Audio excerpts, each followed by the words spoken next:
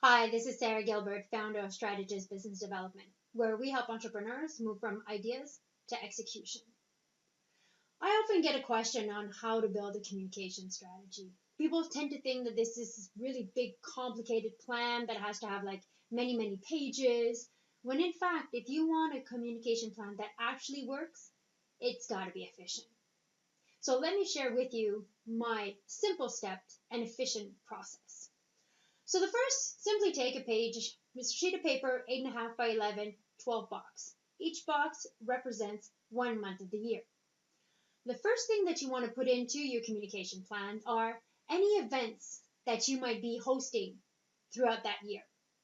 Any events that you will be hosting with your clients, center of influence, and potential clients. Obviously, these have to be events that are open to everyone. These are not private activities that you will be doing with an exclusive group of people. So that's the first thing you want to put into your communication plan. You will talk about any event the month before the actual event to announce it and send the invitation. During the month of the event, you will actually talk about it in more details in your communication. And the month after the event, you'll actually communicate it again to thank the people who attended your event. So one interaction, this event that you will be hosting, will be leveraged throughout 3 communications.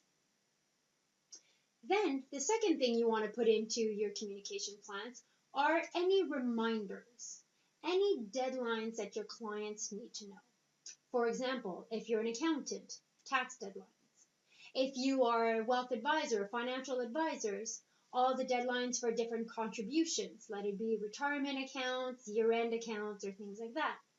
So, regarding of your business, what are reminders that you need to communicate with your clients, potential clients, and your centers of influence in your communication plan? So put those as the topics to be discussed for that month. Next, you want to do is you want to put in, where fill in the blank, new products or services that you want to either introduce into your market or remind your clients of services that you already offer.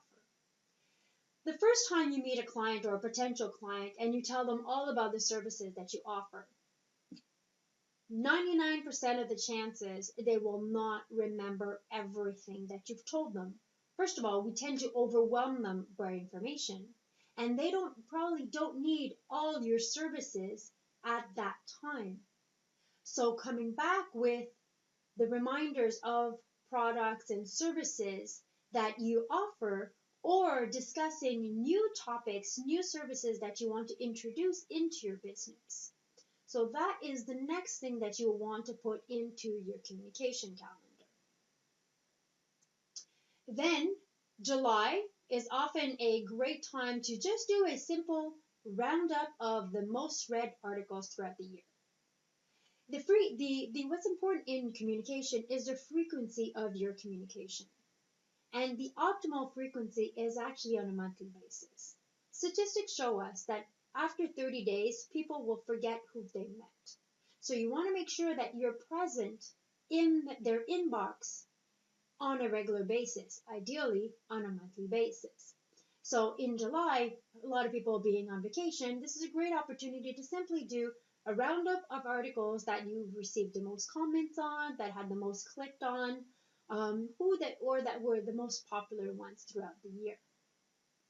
Now, there are 2 months left in your communication plan. Consider introducing non-traditional holidays. If you Google non-traditional holidays, you will actually have a lot of ideas that actually helps you stand out in the crowd. For example, in February, there's the International Wine Day. So if many of your clients are actually wine aficionado or wine connoisseur, perhaps this is a good opportunity to talk about it in your communication plan. In May is the month for the couple. This is also an opportunity where you can discuss about different things that clients could do as a couple. So simply type in Google non-traditional holidays and you'll actually have a wealth of information in there of different topics that you can introduce in your communication that will actually help you stand out in the marketplace. There you have it. One sheet of paper, 12 boxes. You know exactly what you will be talking about for each month of your communication. Now, another question that I receive often is, what does my newsletter is supposed to look like? So let's move on to that one. So here's a good mock-up for a newsletter. Very simple layout, okay? Again, you want to make sure that you have a banner here that has your branding. You want to create that automatic brand recognition. So you're going to want to include a brand banner here that is representing, like I said, your branding. Then you will want to have one box with an introduction for yourself. Again, something short, 2 or 3 paragraphs that can introduce some of the topics that we've discussed before in terms of non-traditional, in terms of reminders, all of these kinds of things. That's where you're actually going to put this content in. Next, you're going to want to have 1 or 2 paragraphs on articles that are already available on the web. The beauty nowadays is you don't need to go and create all this content. You can leverage content that's already available. Now, you need to make sure that you actually link your article to the original source. Because you didn't write your content, you want to give credit where credit is due. So you can simply write a blurb recapping why you chose this article and what are the key points, the key takeaways for your readers on this article. So select 1 or 2 topics that are in line with the introduction that you've put in the first place. And then the third one, select an article that is about lifestyle. Okay? Expand your readership.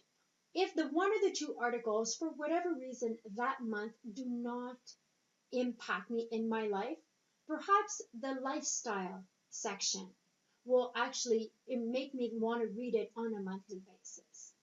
So having a bigger array of content actually increases the number of people who will read and click your newsletter and who will every month will actually want to read it, because you know what, last month, so the topic didn't interest me, but you know what, they had this great article on how to choose a cottage or where are the best places to travel. Consider that component of your in your communication style, in your communication plan. This will tremendously impact the readership and the comments that you actually get from your clients, prospects, and your center of influence. So there you have it. A communication plan that fits on one sheet, 12 boxes, one topic of each month, and a newsletter that is divided in 3 to 4 sections, simple, easy, and efficient. So there you have it. Go out there and build your own communication plan for the next 12 months and make sure you're visible and present for your clients, prospects, center of influence. So when they need what you have to offer, you're the person that they think about. Until next time, stay strong because you never know who you're inspiring.